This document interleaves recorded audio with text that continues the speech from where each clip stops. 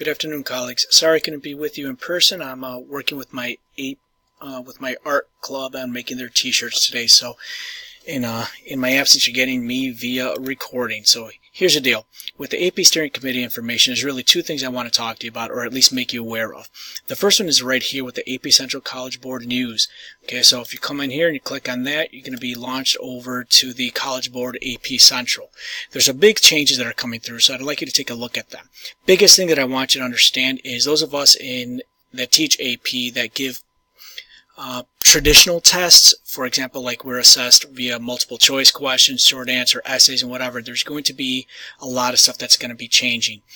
Essentially what's happening is there's going to be an AP question bank that is going to be, from what I was told, about 500 questions that are AP tests, and these are going to be approved and they're going to be used and basically just housed within AP. Not exactly sure all the details because all the details have not been released, but you could read through and see what's going to be happening.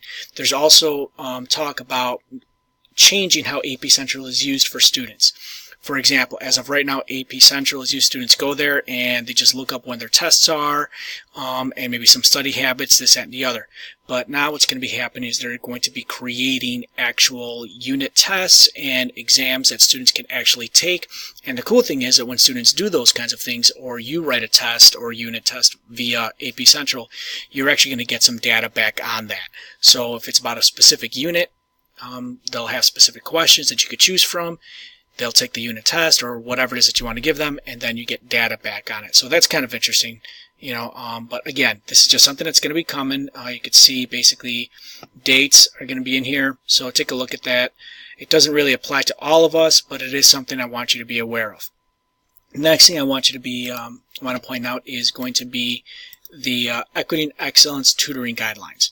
Okay, so those of us who have been reached out to about Equity and Excellence students, specifically those who are taking AP classes for the first time, tutoring can begin immediately.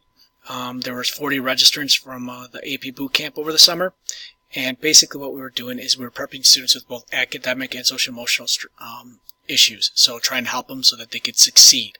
Okay, so a couple things about that is when you click on this link, you're going to be able to see the guidelines. Okay, and that's really super important that you read through this, especially if you're planning on doing this. There is a compensation for $35 an hour. A couple things is that this needs to be supplemental to current practices, so it isn't, and it also has to be outside the regular class day.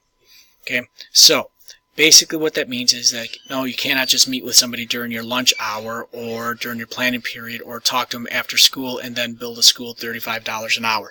That's not the way that it works. So if you want some more details and this doesn't make sense in terms of what's here, please let me know. I'll be more than happy to sit down with you and answer any questions you might have. Okay?